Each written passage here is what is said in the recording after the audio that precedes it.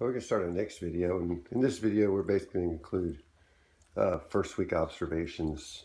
We've kind of talked about, we clearly covered whelping, we talked about the first couple of days, and so we're going to talk a little bit about the first week. Mom's still doing great, good appetite, she's taking care of her babies well, we're getting her to go outside, a bit easier, not easy by any means, still have to put a leash on her, basically bring her out of the box.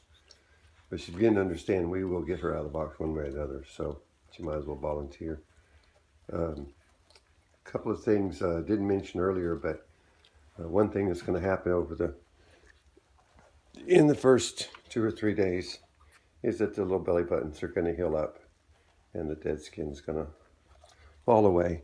And you may or may not see those little pieces of dead skin because Mom may just simply clean them up and eat those fragments of skin. And so you may see them, you may not. We actually saw some.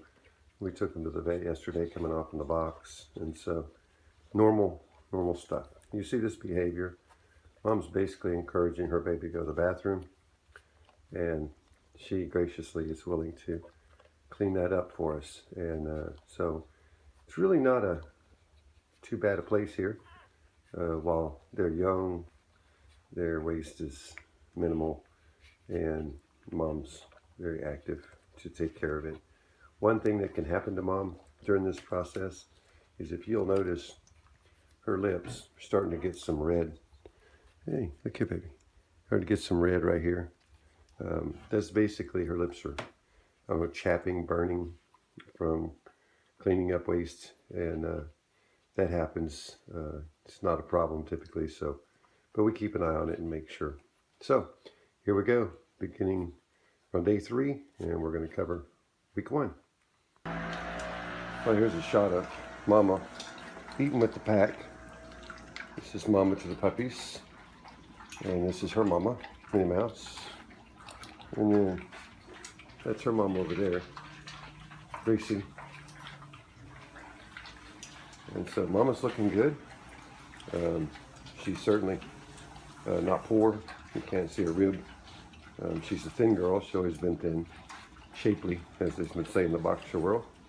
But she's doing good. This is her first meal away from her babies. She's not real sure about it yet. She keeps walking off. Colt, shh, go on. And she keeps walking off. And she wants to eat. She wants to see her babies. So at least she's starting to leave the babies a little bit to go outside without a challenge. So anyway, day 4, Mama's realizing that her babies can be away from her for just a minute. So let's see if we can get her to eat, and we'll get her back with her babies. Welcome to day 5 of Shugga's first litter. Trying to hold this as still as I can. Here's the growth chart so far for the puppies. And this is through day 4. We've not gotten day 5 weights yet. We're middle of the day on day 5. So a few things to note. This is a very slippery slope when you talk about puppies' weights, monitoring puppies' weights, taking action on puppies' weights. So let's look. They were all born pretty well in a cluster right here. They were all in the 12 to 14 ounce range. Now this is represented in pounds and tenths of pounds over here, just converted from pounds and ounces. But then we had one little girl who was considerably below the rest at 9.6 ounces. And so she was just over half a pound, 0.6 pounds right there. And you'll notice in general, not much growth, some loss in multiple cases over day 1 and to some extent day 2.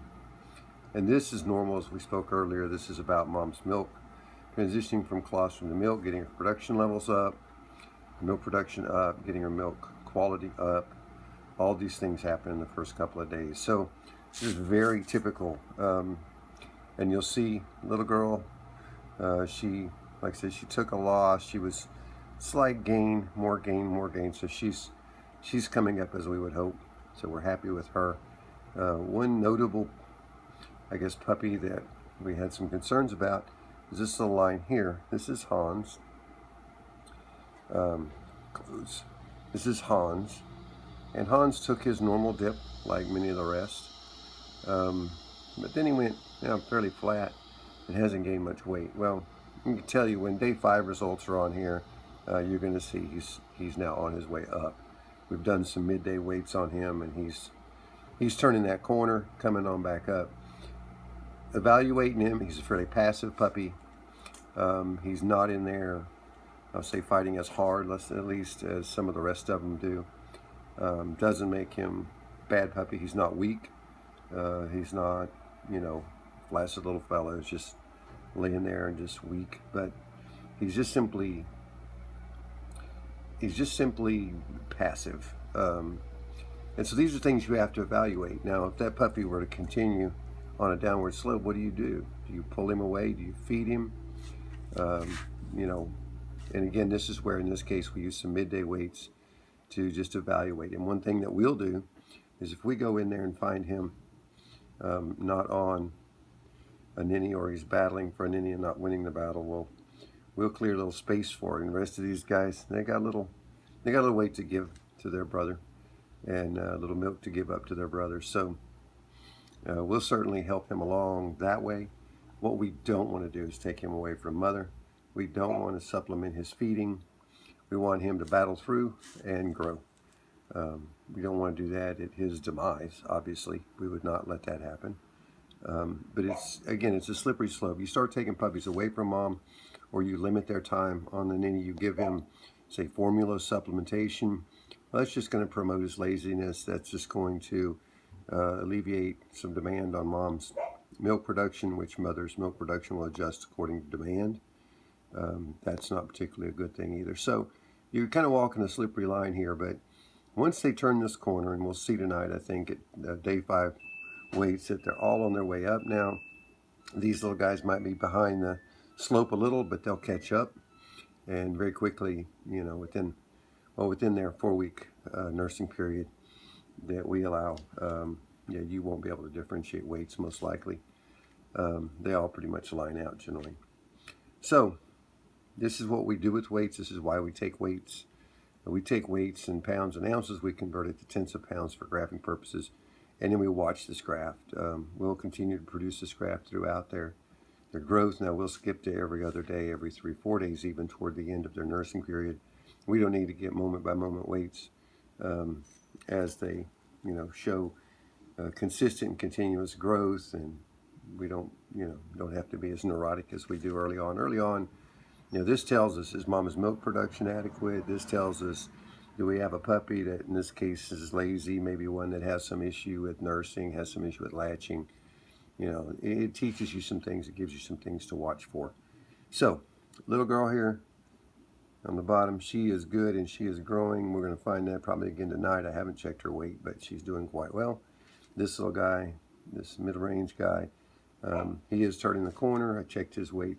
He's doing good. So, something to watch for. Weights are interesting. Weights are, I think, relevant.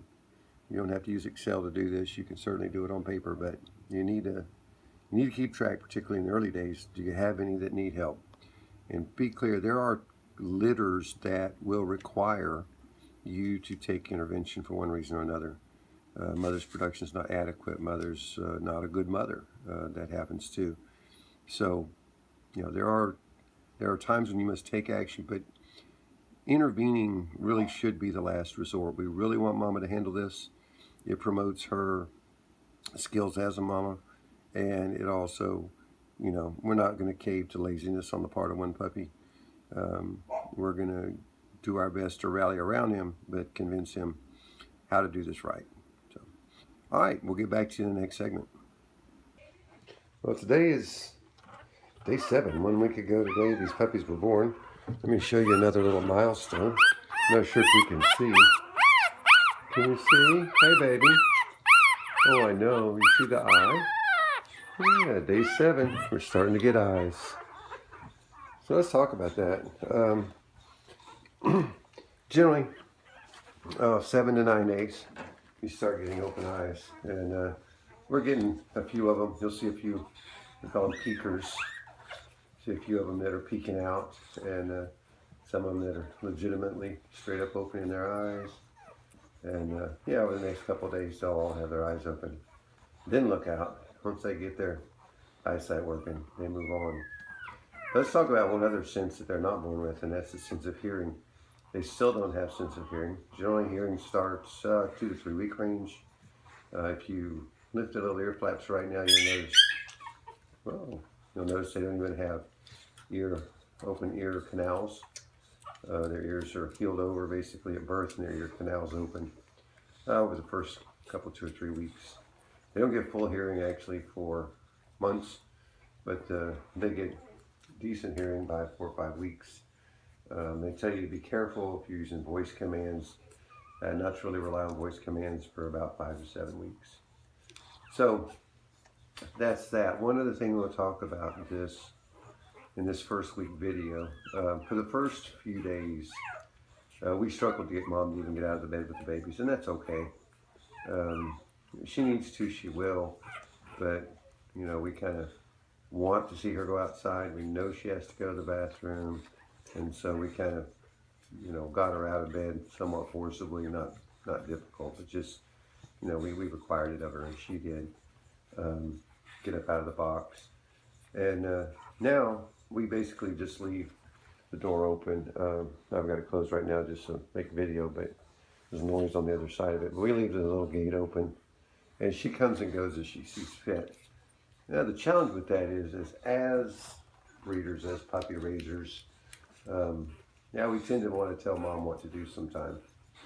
You know, set expectations not based on needs, but just based on our perceptions. Mom generally knows what needs to happen. Now, you got to keep an eye. You can get a mama that's not as good as another mama, and maybe she doesn't do things quite like or quite like the puppies need. These puppies are growing. They're growing steady. I'm going to show you the growth chart for the first 7 days here in a few minutes, and you'll see they're doing great, and mama's doing great. And as long as these puppies are thriving, mom's thriving, and everything is good. Here's the deal. Mom does not live an isolated life. She has a pack that she runs with. She has people that she's associated with, me, my wife, my daughter. You know, she has other dogs that she's associated with, her mother, her grandmother, all live in the same house. And so when you exclude her from that pack social structure, or even the home social structure with me and my wife and our daughter, you isolate her, you create stress for her, you create anxiety for her. So you've got to find a balance. Now, if you have a mother who's unattentive, that's a different story. You've got to figure out how to balance that to get her to be attentive. This mother's ridiculously attentive. She'll come in here, she'll lay down, she'll feed her puppies for 30 minutes an hour. Her puppies will roll over milk drunk, and she'll get up and go in the other room and sit with us. She might go outside with her pack. She comes back in. She comes immediately back in, checks her babies. So mama's doing great. Babies are doing great. They're growing. This little guy over here, pretty sure that's Willie. He's a bit of a whiner, but he's always looking for another meal. No, actually, this one is the biggest one of the bunch right here. He's up to about 1 pound, 7-8 ounces, from a 14 pound bird. So he's moving right along. He's almost doubled his weight in a week, but not quite. I want to look at those weights, but just want to bring out the point that you can't totally isolate mom. She has a structure in which she normally lives, and you need to include her in that structure while still giving her access and the ability to tend to her babies. So, all right, let's move on and talk about weights. Let's make this the last video of this particular segment of the Boxer Breeding and Whelping series. Week 1, just looking at the weights, you can see that the little ones here definitely turn the corner. They're on a steady ramp up. It's still a fairly slow ramp. We're going to redouble our efforts, keep them on an innie a little bit more, and keep them growing.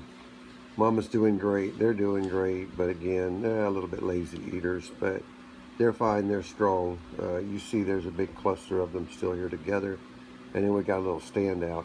That little standout, he's a tanker, man, and that boy's always fighting for a drink, and he's an eater. That's all.